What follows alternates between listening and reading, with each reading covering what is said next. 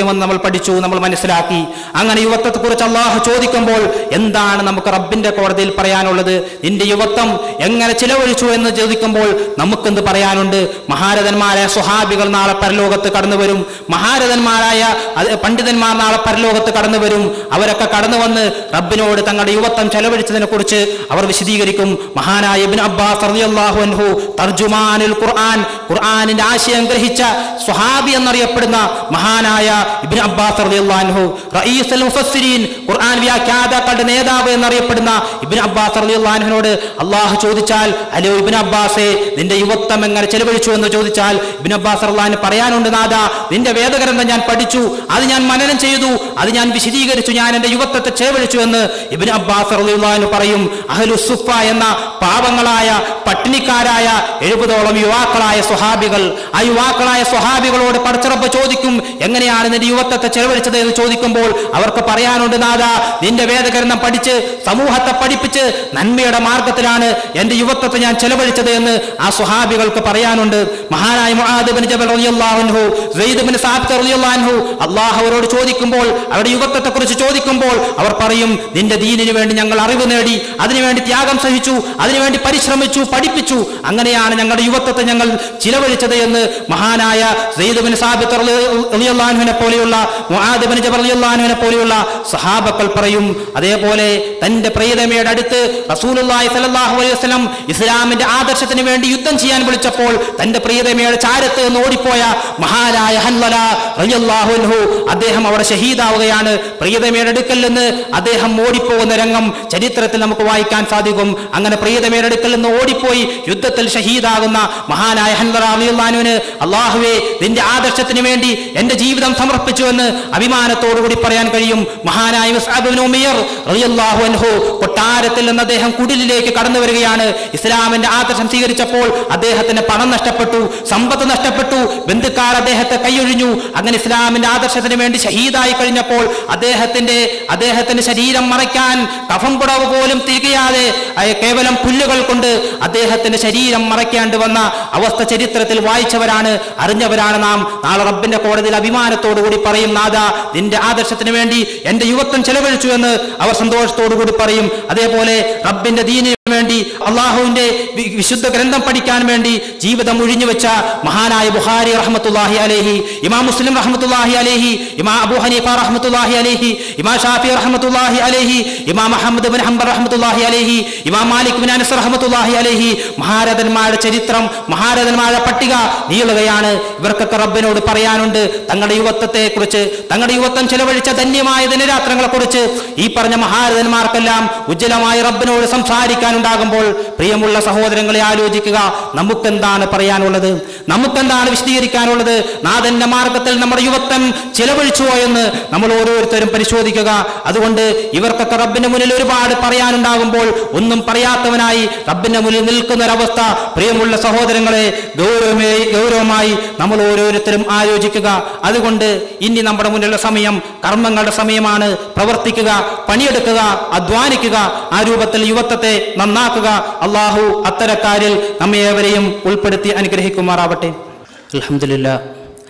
അൽഹംദുലില്ലാഹി റബ്ബിൽ ആലമീൻ വൽ ആഖിബത്തു ലിൽ മുത്തഖീൻ വലാ ഉദ്വാന ഇല്ലാ അലൽ ളാലിമീൻ വനുസല്ലി വനുസല്ലിമു അലാ അഷ്റഫിൽ അംബിയാഇ വൽ മുർസലീൻ വഅലാ ആലിഹി വസ്വഹാബത്തിഹി അജ്മഈൻ. അമ്മാ ബഅദ്. അള്ളാഹുവിനെ സൂക്ഷിച്ചുകൊണ്ട് ജീവിക്കണമേ എന്ന് ഒരിക്കൽ കൂടി എന്നോടൊന്ന പോലെ ഓരോരുത്തരോടും ഉണർത്തുകയാണ്, വസിയത്ത് ചെയ്യുകയാണ്. ഇസ്ലാമിക ചരിത്രത്തിലെ ഏറ്റവും ശ്രദ്ധേയമായ ബദർ യുദ്ധം നടക്കുന്ന സമയം.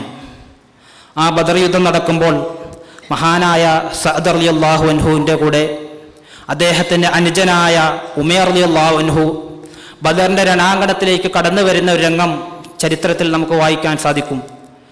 കൊച്ചുകുട്ടിയായ കൊച്ചു പയ്യനായ ഉമൈർ റളിയല്ലാഹു അൻഹു, അദ്ദേഹത്തെക്കുറിച്ച് ചരിത്രം രേഖപ്പെടുത്തുന്നത് അദ്ദേഹത്തിൻ്റെ ശരീരത്തിൽ വാള് തൂക്കിയിട്ടാൽ നിലത്തത് മുട്ടുമായിരുന്നു എന്നുള്ളതാണ്. അത്രമാത്രം ചെറിയ പ്രായം. ആ ചെറിയ പ്രായക്കാരനായ ഉമൈർ റളിയല്ലാഹു അൻഹു തൻ്റെ സഹോദരനായ സഅദ് റളിയല്ലാഹു അൻഹുവിൻ്റെ കൂടെ ബദറിലേക്ക് കടന്നു വരികയാണ്. ആ ബദറിൽ മഹാനായ ഉമൈർ റളിയല്ലാഹു അൻഹുവിൻ്റെ മനസ്സിൻ്റെ ആഗ്രഹം റസൂലുള്ളാഹി സ്വല്ലല്ലാഹു അലൈഹി വസല്ലം എന്നെ കാണരുത് എന്നുള്ളതായിരുന്നു. റസൂൽ കാണാതെ അദ്ദേഹം ഒളിച്ചു നടന്നു. പക്ഷേ റസൂലുള്ളാഹി സ്വല്ലല്ലാഹു അലൈഹി വസല്ലം അദ്ദേഹത്തെ കണ്ടെത്തി. അദ്ദേഹത്തിന്റെ തലയിൽ തടവിക്കൊണ്ട് മഹാനായ പ്രവാചകൻ സല്ലല്ലാഹു അലൈഹി വസല്ലം പറഞ്ഞു, ഉമൈറെ തിരിച്ചു പോകണം, നിനക്ക് യുദ്ധം ചെയ്യാനുള്ള പ്രായമായിട്ടില്ല. ആ വാചകം കേട്ട് മഹാനായ ഉമൈർ റളിയല്ലാഹു അൻഹുവിന്റെ കണ്ണിൽ നിന്ന് കണ്ണുനീർ കണങ്ങൾ ധാരധാരയെ ഒഴുകി. ഉമൈർ റളിയല്ലാഹു അൻഹു പ്രവാചകന്റെ സവിധത്തിൽ നിന്ന് തേങ്ങിക്കരയുകയാണ്. ആ കരച്ചിൽ കണ്ട് മഹാനായ പ്രവാചകൻ സല്ലല്ലാഹു അലൈഹി വസല്ലം ഉമൈർ റളിയല്ലാഹു അൻഹുവിന് യുദ്ധത്തിൽ പങ്കെടുക്കാൻ വേണ്ടി അനുവാദം കൊടുത്തു. ആ യുദ്ധത്തിൽ മഹാനായ ഉമൈർ റളിയല്ലാഹു അൻഹു ശക്തിയുക്തം പോരാടുകയും അദ്ദേഹം അവിടെ ഷഹീദാവുകയും ചെയ്തു. സഅദ് റളിയല്ലാഹു അൻഹു തിരിച്ചു പോയപ്പോൾ ആ സഅദ് റളിയല്ലാഹു അൻഹുവിന്റെ കൂടെ തിരിച്ചു പോകാൻ ഉമൈർ ഉണ്ടായിരുന്നില്ല. ആ ഉമൈർ റളിയല്ലാഹു അൻഹു കേവലം 13 അല്ലെങ്കിൽ 15 വയസ്സ് മാത്രം പ്രായമുള്ള ഉമൈർ റളിയല്ലാഹു അൻഹു ഇസ്ലാമിന്റെ മാർഗത്തിൽ രക്തസാക്ഷിയായ ചരിത്രത്തിൽ നമ്മൾ വായിക്കുകയാണ്. പ്രിയമുള്ള സഹോദരങ്ങളെ, ഇത് ഇന്നലകളുടെ ചരിത്രമാണ് എങ്കിൽ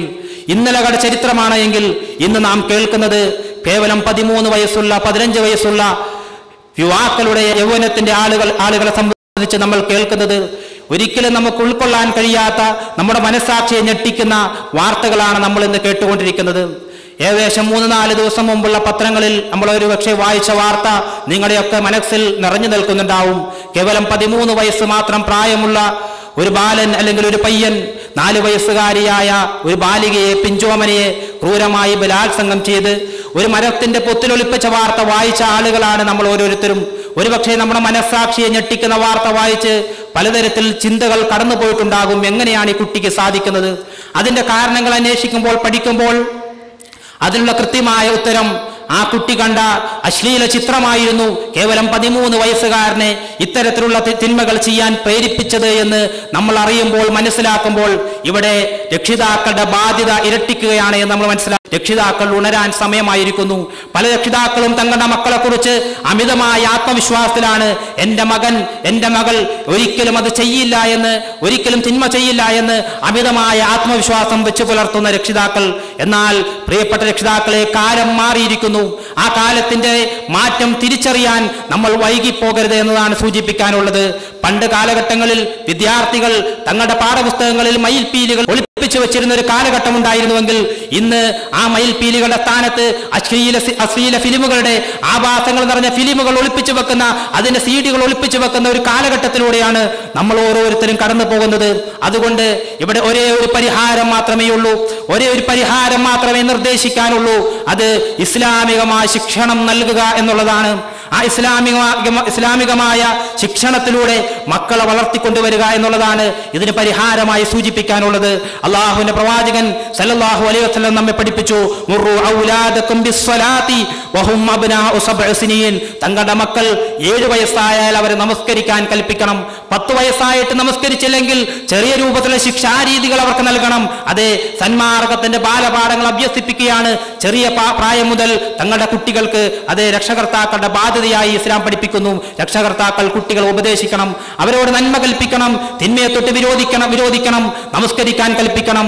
മഹാനായ ലുഖ്മാൻ അലൈഹിസ്സലാം തന്റെ മക്കൾക്ക് കൊടുത്ത സുന്ദരമായ ഉപദേശം സൂറത്ത് ലുഖ്മാനിലൂടെ വായിക്കുന്ന, അറിയുന്ന, പഠിക്കുന്ന ആളുകളാണ് നമ്മൾ ഓരോരുത്തരും. യാ ബുനയ്യ ലാ തുശ്രിക് ബില്ലാഹ് ഇന്ന ശിർക ലദുൽമുൻ അളീം. അല്ലയോ പൊന്നുമോനെ, പടച്ച റബ്ബിൽ പങ്കു ചേർക്കരുത്, അവന്റെ ആരാധ്യതയിൽ ഒന്നിനെയും പങ്കു ചേർക്കരുത് കേട്ടോ എന്ന് പൊന്നുമോനെ എന്ന് വിളിച്ച് തന്റെ പുത്രനെ, തന്റെ മകനെ ഉപദേശിക്കുന്ന മഹാനായ ലുഖ്മാൻ അലൈഹിസ്സലാം കൊടുക്കാൻ സാധിച്ചിട്ടുണ്ടോ സഹോദരങ്ങളെ? ഈ രൂപത്തിലുള്ള ഉപദേശം തന്റെ മക്കളെ വിളിച്ച്, മോനെ നീ നമസ്കരിക്കുക എന്ന് പറയാൻ, സത്യം പറയുക എന്ന് പറയാൻ, നന്മ ചെയ്യണമെന്ന് പറയാൻ, റബ്ബിനെ പേടിക്കണേ എന്ന് പറയാൻ എത്ര രക്ഷിതാക്കൾക്ക് സാധിച്ചിട്ടുണ്ട് എന്ന് ഹൃദയത്തിൽ കൈവച്ചുകൊണ്ട് നമ്മൾ ഓരോരുത്തരും ആലോചിക്കുക. അതുകൊണ്ട് ഇസ്ലാമിക ശിക്ഷണത്തിലൂടെ വളർത്തിക്കൊണ്ടുവരുന്ന ഒരു നല്ല ജനതയ്ക്ക് വേണ്ടി, അല്ലെങ്കിൽ നല്ല യുവതയ്ക്ക് വേണ്ടി നമ്മൾ ഓരോരുത്തരും പണിയെടുക്കേണ്ടതുണ്ട്, പരിശ്രമിക്കേണ്ടതുണ്ട്. അങ്ങനെ ഇസ്ലാമികമായ ശിക്ഷണത്തിലൂടെ വളർന്നു വരുന്ന ഒരു യുവസമൂഹം, ആ യുവസമൂഹത്തിന് സമൂഹത്തിൽ ഒരുപാട് കാര്യങ്ങൾ ചെയ്യാനുണ്ട്, ഒരുപാട് നന്മകൾ ചെയ്യാനുണ്ട്. ആ രൂപത്തിലുള്ള യുവതയാണ് നമ്മുടെ മുന്നിലുള്ളതെങ്കിൽ, രക്ഷകർത്താക്കൾ അത്തരം ഒരു യുവസമൂഹത്തെയാണ് വളർത്തിയെടുക്കുന്നതെങ്കിൽ യുവത്വം അസ്തമിക്കാത്ത ഒരു ലോകമുണ്ട്. ഒരിക്കലും യുവത്വം അസ്തമിക്കാത്തൊരു ലോകം. ഏതാണ് ലോകം? ലാ യബ്ലാ ശബാബുഹും, മനുഷ്യൻ ഒരിക്കലും യുവാവല്ലാതായി മാറാത്ത, അഥവാ യുവത്വം അസ്തമിക്കാത്തൊരു ലോകം. ഒരു കണ്ണും കണ്ടിട്ടില്ലാത്ത, ഒരു കാതും കേട്ടിട്ടില്ലാത്ത, ഒരു ഹൃദയത്തിന് വിഭാവന ചെയ്യാൻ കഴിയാത്ത സ്വർഗമെന്ന മഹത്തായ ലോകം, യുവത്വം അസ്തമിക്കാത്ത ലോകം. ആ യുവത്വം അസ്തമിക്കാത്ത ലോകത്ത് കുടുംബസമേതം പ്രവേശിക്കാൻ നമുക്ക് സാധിക്കും, ഈ രൂപത്തിലുള്ള മക്കളെ വളർത്തിക്കൊണ്ടുവന്നാൽ, ഈ രൂപത്തിലുള്ള യുവതയെ വളർത്തിക്കൊണ്ടുവന്നാൽ. അതുകൊണ്ട് അതിനായി പണിയെടുക്കുക, പരിശ്രമിക്കുക. അള്ളാഹു അത്തരക്കാരിൽ നമ്മെ അവരെയും ഉൾപ്പെടുത്തി അനുഗ്രഹിക്കുമാറാവട്ടെ. നമ്മിൽ നിന്ന് വന്നുപോയ ചെറുതും വലുതുമായ എല്ലാവിധ പാപങ്ങളും പരമകാരുണികനായ റബ്ബ് പുറത്തു മാപ്പാക്കി തരുമാറാവട്ടെ. ഇന്നിവിടെ ഒരുമിച്ച് കൂടിയതുപോലെ അവന്റെ ജന്നാത്തുൽ ഫിർദൗസിൽ ഒരുമിച്ച് കൂടാനുള്ള മഹാസൗഭാഗ്യം പരമകാരുണികനായ റബ്ബ് നമുക്ക് ഏവർക്കും പ്രദാനം ചെയ്ത് അനുഗ്രഹിക്കുമാറാവട്ടെ. اللهم اغفر للمؤمنين والمؤمنات والمسلمين والمسلمات الأحياء منهم والأموات. اللهم أجرنا من النار، اللهم أجرنا من النار، اللهم أجرنا وأجر والدينا من النار. اللهم توفنا مسلمين وألحقنا بالصالحين. ربنا آتنا في الدنيا حسنة وفي الآخرة حسنة وقنا عذاب النار. آمين.